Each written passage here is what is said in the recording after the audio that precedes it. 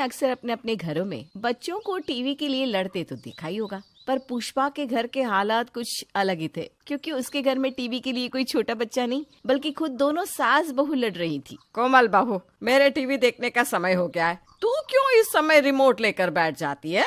माँ जी, ये समय आपका नहीं मेरा है, क्योंकि इस समय पर वो सीरियल आता है जो मेरा फेवरेट है। अरे बहू, वो तेरा घटिया सा सीरियल रिपीट टेलीकास्ट की तरह रिपीट होता रहता है। इससे अच्छा तो तुम मेरा फेवरेट सीरियल देखा करो।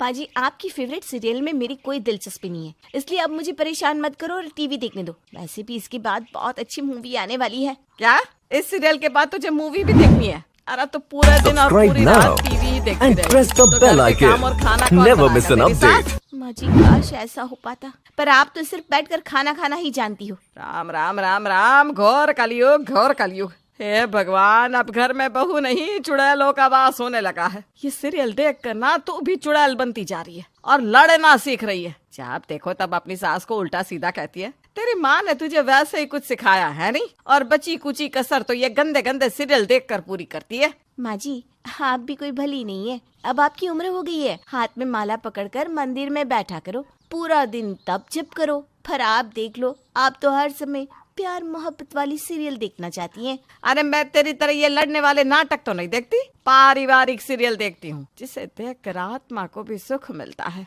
टीवी के लिए दोनों सास बहू छोटे बच्चों की तरह लड़ने लगती है। इस वक्त बेचारा अनूप ऑफिस से थका हारा घर आता है और घर आकर वो देखता है कि उसकी माँ और बीवी एक बार फिर से टीवी के लिए लड़ रही हैं। माँ कोमल, आप दोनों फिर लड़ रही हैं, और वो भी एक टीवी के लिए। अरे बेटा, तू तो मुझे जानता है ना, मैं कभी किसी से नहीं लड़ती, पर तेरी बीवी मेरे मुंह में हाथ डालकर मेरा मुंह खुलवाती है ताकि वो मुझसे लड़ सके। हाँ हाँ, आप तो गाय है ना, एकदम भोली भाली सीधी सादी। पर अनूप जी, आपको पता नहीं है, आपकी गाय जैसी माँ ना सिंह भी मारना जानती है। अरे बस करो आप दोनों। ऑफिस में मेरे सर पर मेरा बॉस खड़ा रहता है और घर पर आप दोनों मुझे सुख की रोटी खाने नहीं देते। अब दोनों बस एक टीवी के लिए लड़ती रहोगी। हाय मेरा बच्चा, कितनी मेहनत करता है। चल बेटा, मैं तुझे खाना निकाल कर देती हूँ, क्योंकि तेरी कलमुही बीवी से तो टीवी छूटने वाला नहीं और मेरा फेवरेट सीरियल वैसे भी खत्म हो गया है। चल बेटा, हम दोनों माँ बेटा खाना खा लेते हैं और इसे इसके टीवी के साथ छोड़ देते हैं। पुष्पा अपने बेटे का खाना निकालने लगती है, वहीं कोमल आराम से अपनी मूवी देखने लगती है। अब इसी तरह से कुछ दिन बीत जाते हैं। सुबह शाम दोनों सास बहू में टीवी को लेकर इसी तरह से जंग छिड़ती रहती। ऐसे ही एक दिन पुष्पा मूवी देख रही थी, तभी कोमल जाकर चैनल बदल देती है। कोमल बहू, ये कैसे बदतमीजी है? मैं टीवी देख रही थी ना। हाँ माँ जी, आपका टीवी देखने का समय खत्म हो चुका है, क्योंकि अब मेरा सीरियल शुरू हो चुका है। और वैसे भी अभी आपका ब्रेक आ रहा है। जब तक ब्रेक आ रहा है तब तक तो मुझे मेरा फेवरेट सीरियल देखने दो। बहू, इतना बड़ा ब्रेक नहीं आता। अब चल जल्दी से मेरे सीरियल पर वापस जा। वैसे भी आज बहुत अच्छा एपिसोड आ रहा है।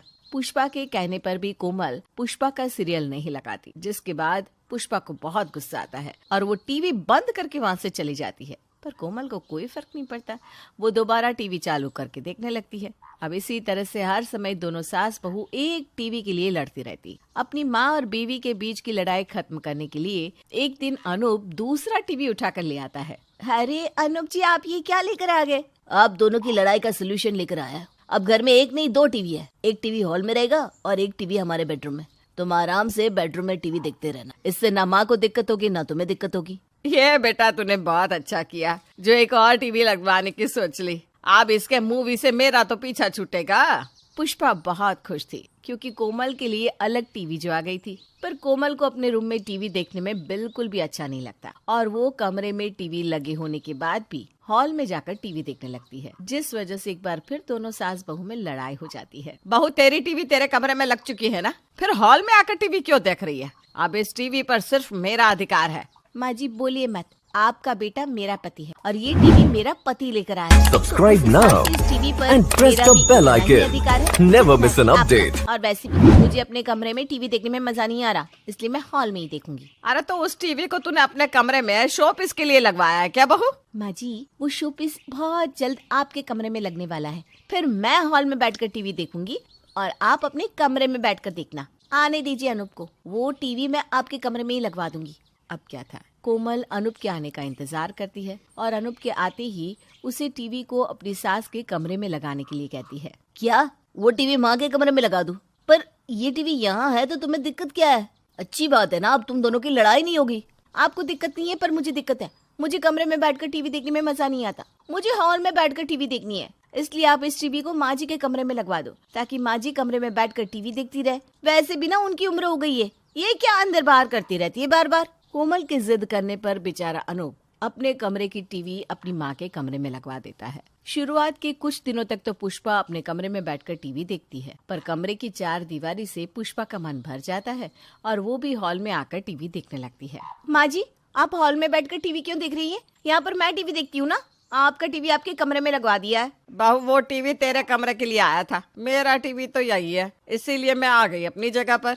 देखिए माँ जी, आप ना ये सही नहीं कर रही है। अब वो टीवी आपके कमरे में है ना, आपको अपने कमरे में जाकर टीवी देखना चाहिए। बहू, तुम मुझे धमकी देने की कोशिश कर रही है? जाना ही जाती मैं अपने कमरे में टीवी देखने के लिए। तूने अभी तो अपने कमरे में टीवी नहीं देखा ना, इसी तरह मेरा भी मन नहीं लग रहा है कमरे में टीवी देखने का। बोल, क्या कर लेगी? देखिए, मुझे ना उकसाने की कोशिश मत कीजिए, वरना अंजाम बहुत बुरा होगा। हॉल में मैं टीवी देखती हूँ और मैं ही देखूंगी। इस टीवी पर हम सबका हक है, और वैसे भी सुबह से आज तू ही टीवी देख रही है, अब मेरी बारी है। मुझे हॉल में टीवी देखना है, मैं आपको टीवी नहीं देखने दूंगी। अगर आपको टीवी देखना है तो अपने कमरे में जाइए। इस तरह रिमोट लेकर दोनों सास बहू आपस में लड़ने लगती है। तभी अनूप घर आता है और वो देखता है कि उसकी माँ और बीवी पहले की तरह फिर से टीवी के लिए लड़ रही हैं। अब दोनों फिर से लड़ने लगी।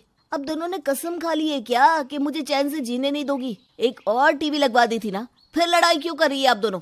देख बेटा, मैं बूढ़ी हो गई हूँ, पर इसका मतलब ये तो नहीं कि मैं कमरे की चार दीवारी में रहूं। तेरी बीवी तो मुझ पर जुल्म करती है। जैसे इसका दिल नहीं कर रहा कमरे में टीवी देखने का, तो सोच मेरा दिल कैसे करेगा कमरे में टीवी देखने का। इसलिए हॉल में आ गई, थोड़ी देर टीवी देख लिया तो तेरी बीवी ने फिर से चालू कर दी लड़ाई। आपके आते ही आपकी माँ कितनी भोली बन जाती है, पर मन की बिल्कुल भोली नहीं है, एक नंबर की दुष्ट औरत है। बस बहुत हो गया, बहुत सुन लिया आप दोनों की बकवास। ये टीवी ही आप दोनों की लड़ाई की वजह है ना। अब इस हॉल में टीवी ही नहीं रहेगा और ना ही आप दोनों की लड़ाई होगी। मैं आज ही इस कलेश की जड़ को ही खत्म कर देता हूँ। जिसके बाद अनूप गुस्से में आकर टीवी ही तोड़ देता है। अरे ये क्या किया तूने? हमारा गुस्सा बेचारी टीवी पर क्यों निकाल दिया? आप दोनों की लड़ाई की वजह से। अब तो खुश है ना आप दोनों? अब ना हॉल में टीवी रहेगा और ना ही आप दोनों लड़ोगी। अब आप दोनों के कमरे में मैं टीवी लगवा रहा हूँ। अगर आप दोनों को टीवी देखने का इतना ही शौक है तो अपने कमरे में बैठकर देखना, और हॉल में मुझे कोई भी टीवी दिखता नजर आ गया तो मैं कमरे से भी टीवी निकलवा दूंगा। इस तरह से अनूप दोनों के कमरों में टीवी लगवा देता है और कलेश की जड़ को ही खत्म कर देता है। बस ज्यादा बड़बोली बनने की कोशिश मत कर। अरे तुझे मैंने बचपन से पलकों की छांव में बिठाकर रखा, उसका तू ये सिला कर रही है। उल्टा तेरे लिए तो मैं आसान रास्ता ही बना रही हूँ। कैसा आसान रास्ता माँ? अरे हर लड़की की यही दुविधा होती है। Subscribe now and press the bell icon. Never miss an update. लेकिन मैं तेरे लिए ऐसा पति ढूंढूंगी जो मेरा घर जमाई बने। आपको जो करना है कीजिए, मैं चाहे 100 पन्नों का भाषण ही क्यों ना दे दूं, लेकिन सौदामिनी ठाकुर तो अंत में वही करती है जो उसकी खुराफाती खोपड़ी में चल रहा हो। सौदामिनी ने हमेशा से ही अपनी बेटी रुबीना को अपने काबू में बांध कर रखा था और अब वो अपने लिए घर जमाई की तलाश में निकल पड़ती हैं। वो काफ़ी पंडितों को और लोगों को मिलती हैं और उसकी तलाश उसे प्रतीक नाम के एक लड़के तक पहुंचा देती है। रिश्ता पक्का करते समय रुबीना बहुत सजती संवरती है, जिसे देखकर प्रतीक उसकी तरफ खींचा चला आता है। तो गिरधर जी, बिंदु जी, कहिए। कुछ नहीं सौदामिनी जी, हमें तो आपकी बेटी रुबीना बहुत पसंद आई है। हाँ सौदामिनी जी, काफी गुणों वाली है आपकी बेटी। और प्रतीक, तुम कहो बेटा, तुम्हें खाना पीना और थोड़ा बहुत घर का बाकी काम तो करना आता ही होगा, है ना? हाँ, सौदामिनी आंटी, मुझे सब आता है। मैं बाकी लड़कों की तरह नहीं हूँ।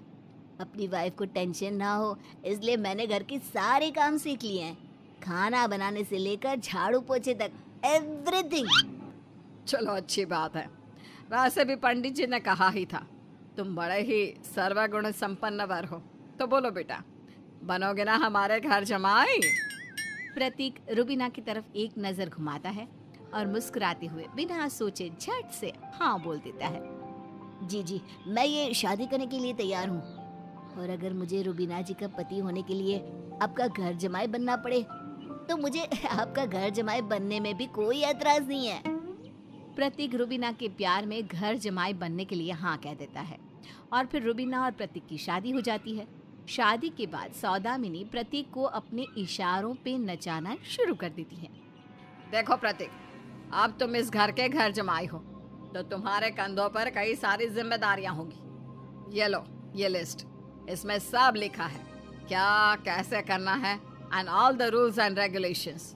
आशा करती हूँ कि तुम एक अच्छे घर जमाई साबित होंगे और मुझे डिसअपॉइंट मत करना। नहीं नहीं मम्मी जी।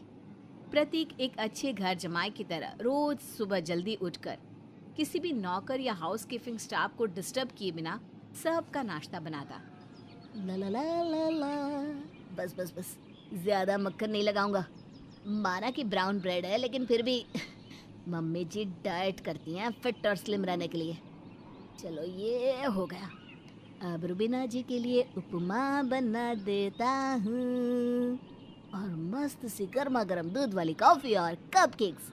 अवन अवन अवन कहाँ है? ये रहा। प्रतीक सारा ब्रेकफास्ट बनाता है और फिर घर की सफाई भी करता है। वॉशिंग मशीन में कपड़ों को धुलने डालता है, सौदामिनी की कार धोता है और हर एक वो काम करता है जो एक घर जमाई और नौकर के हिस्से के होते हैं। अब शादी के बाद सौदामिनी देखती है कि प्रतीक और रुबीना का रिश्ता पति पत्नी से प्यार में बदल रहा है। मजा आया ना उस मूवी में? हाँ, बहुत मजा आया। और वो चौपाटी पे ना हॉर्स राइडिंग करके भी बहुत मजा आया।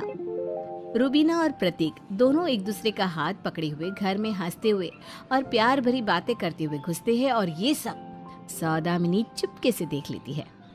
अच्छा, तो इन दोनों में नजदीकियां बढ़ रही है। शादी को 1 हफ्ता हुआ नहीं कि दोनों में प्यार कुट कुट के जाग गया। लेकिन नहीं, मैं इन दोनों को इतना करीब आने ही नहीं दूंगी। मैंने इस प्रतीक को घर जमाई इसलिए बनाया था ताकि मेरी बेटी रुबीना मुझसे दूर ना हो और मेरी मुट्ठी में रहे। लेकिन नहीं, यहाँ तो कोई अलग ही पिक्चर चल रहा है। अब जब रुबीना और प्रतीक एक दूसरे के करीब आने लगे थे, तब Subscribe now and press the bell icon. Never miss an update. कोशिश में जुट जाती है। सौदामिनी रुबीना को प्रतीक के खिलाफ भड़काना शुरू करती है। रुबीना बेटा, तुझे पता है, मेरी सहेली शलाखा बोल रही थी कि उसने प्रतीक को किसी लड़की के साथ करीब आते हुए देखा है, और वो भी थिएटर में। और तो और हमारे घर के बाहर जो बनिए की दुकान वाला है ना, वो भी बोलता है कि रोज प्रतीक पार्क के यहाँ पर किसी लड़की को पिक करता है और उसे ऑफिस से आते वक्त ड्रॉप भी करता है। क्या माँ, आप सच बोल रही हो? अब मैं भला झूठ क्यों बोलूंगी बेटा? सौदामिनी की बातों को सुनकर रुबीना को बहुत बुरा लगता है। क्या माँ सच कह रही थी? क्या वाकई में प्रतीक की कोई गर्लफ्रेंड होगी? हो भी सकती है। आदमी लोग बाहर जॉब पर जाते हैं और जॉब की जगह किसी न किसी एम्प्लॉय से उन्हें प्यार हो जाता है और फिर वो लोग अपनी बीवी को भूल जाते हैं। तो फिर मेरे साथ इतने क्लोज आ रहे हैं, उसका क्या? नहीं, वो सब झूठ है, दिखावा है शायद। रुबीना उदास हो जाती है और ये देखकर सौदामिनी को बहुत खुशी होती है। यही तो मैं चाहती हूँ। अगर ये दोनों ज्यादा करीब आ गए तो मेरी बेटी मुझसे दूर चली जाएगी और मेरे हाथ से छूट जाएगी किसी रेत की तरह, और मैं ये हरगिज नहीं होने दूंगी। ऐसे ही सौदामिनी रुबीना और प्रतीक के बीच दूरियां पैदा करने के लिए आए दिन चालें चलती रहती। कभी जानबूझकर उसके कपड़ों पर फीमेल परफ्यूम छिड़क देती और जब रुबीना ये देखती तो वो प्रतीक से झगड़ा करने लगती। ये सब क्या है प्रतीक? इस शर्ट से फीमेल परफ्यूम की महक आ रही है। मैं अच्छी तरह जानती हूँ आपका कहीं और चक्कर चल रहा है। ये सारी बातें, ये परफ्यूम की खुशबू उस सब का जीता जागता सबूत है। नहीं रुबीना जी, आपको कोई गलतफहमी हुई है, ऐसा कुछ भी नहीं है। और ये लड़कियों के परफ्यूम की खुशबू, ये तो अभी अभी आ रही है जब आपने ये शर्ट धोने डाली। यकीन मानिए मेरा, मुझे आपसे बात ही नहीं करनी। रुबीना वहाँ से चली जाती है और इसी तरह उन दोनों में और गलतफहमियां लाने के लिए सौदामिनी एक रोज सारी हदें पार कर प्रतीक को सीधा पैसों की चोरी के इल्जाम में फंसाती है। वो जानबूझकर उसके ऑफिस बैग में नोटों की गड्डी भर देती है और बाद में चोरी पकड़ी जाने का ड्रामा रचती है। Oh my gods and goddesses, ये क्या? प्रतीक, तुमने चोरी की? This was really not expected from you. मुझे नहीं लगा था कि तुम इतने बुरे पति और इतने बुरे घर जमाए बनोगे। मैं तो चाहती थी कि मेरी बेटी का फ्यूचर सिक्योर हो जाए और उसे शादी के बाद कोई प्रॉब्लम फेस ना करनी पड़े, लेकिन नहीं, तुम जैसे इडियट फटीचर चोर जमाई को चुनना was a very wrong decision। लेकिन मम्मी जी मैंने कोई चोरी नहीं की है, trust me. Shut up! Just shut up your mouth! मैं अच्छी तरह से जानती हूँ तुम जैसे स्टूपिड मिडिल क्लास लोगों को। जिस थाली में खाते हो उसी में कैसे कितना छेद करना है, इसकी ट्रेनिंग तो तुम्हें बचपन में ही अपने माँ बाप से मिल जाती है। तभी एकदम से रूबीना ऊंची आवाज में गुस्से से चिल्ला पड़ती है। बस इनफ माँ। माँ कैसे कहूँ आपको, आपको तो सिर्फ सौदामिनी ही कहना चाहिए। आप एक पॉलिटिकल लीडर और बिजनेस वुमेन हो ना, इसलिए आपने ये पॉलिटिक्स मेरी जिंदगी के साथ भी कर दिया। आपको क्या लगा मुझे कुछ पता नहीं है? मिसेस सौदामिनी ठाकुर, मैंने आपको प्रतीक के बैग में नोटों की बंडल डालते हुए देख लिया था और सीसीटीवी फुटेज में ये भी देख लिया कि आपने ही प्रतीक के Subscribe कपड़ों पर now female perfume and छिड़का। press the bell icon. सिर्फ अपने इसलिए Never miss an ताकि update. मैं आपके हाथ से छूटूं ना और प्रतीक और मेरे में नजदीकियों की जगह दूरियां आ जाए। क्या ऐसी हिटलर सास भगवान किसी जमाई को ना दे। ये तब कैसे बातें कर रही हो रूबीना बेटा? जब असलियत सामने आ जाती है तब सब ऐसे ही हकलाते हैं, कांपते हैं। यू नो, मैंने बचपन से आपका टॉर्चर सहा है। सगी माँ होकर आपने मुझे बच्चों के साथ खेलने नहीं दिया, फ्रेंड्स बनाने नहीं दिए, बाहर घूमने नहीं जाने दिया, बस इन 4 दीवारों में कैद कर कर रखा। मैं फंस के रह गई आपके इस सोशल स्टेटस के इनसिक्योरिटीज के पिंजरे में। लेकिन अब नहीं, प्रतीक मेरे पति है और मैं उनकी पत्नी। और आज एक बेटी अपनी माँ को सरेआम रिजेक्ट करती है क्योंकि आप हो ही उस लायक। मैं जा रही हूँ जहाँ मुझे जाना चाहिए। रूबीना प्रतीक के साथ ससुराल चली जाती है और सौदामिनी जीवन भर बस अपनी गलतियों के कारण रोती रह जाती है। ये क्या हो गया? मेरी ओवर कंसर्न की वजह से मेरी बेटी मुझसे दूर चली गई। जीवन भर जिन खुशियों के लिए रूबीना तरसती रही, वो सारी खुशियाँ प्रतीक उसे देता है और उसकी हर एक ख्वाहिश को पूरा कर वो उसे सौदामिनी के पिंजरे से आजाद कर देता है। अपनी एनिवर्सरी की रात, ये देखो, ये पिंजरा, जिंदगी भर आप इसमें कैद रही ना, अब बारी है इसे खोलने की और आपको उड़ान लेने की। थैंक यू प्रतीक, आप दुनिया के बेस्ट हस्बैंड हो। दोनों साथ में एनिवर्सरी का केक काटते हैं और खुशी खुशी रहते हैं। वहीं सौदामिनी जीवन भर गम में।